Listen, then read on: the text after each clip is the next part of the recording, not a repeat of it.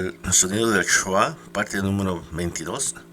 Si la A se encuentra al principio de una palabra, a veces, no todas las veces suena como el schwa. Hay un montón de excepciones, pero al menos las que podemos ver acá, si lo hacen. Entonces, si ustedes escuchan, no se acentúa mucho al principio de la letra A. Address, address. About, about.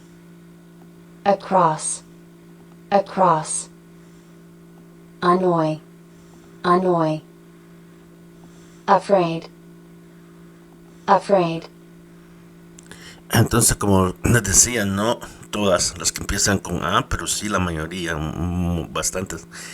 Por eso hay que saber cuáles. Y recuerden, si siguen adelante y visiten el canal y síganme.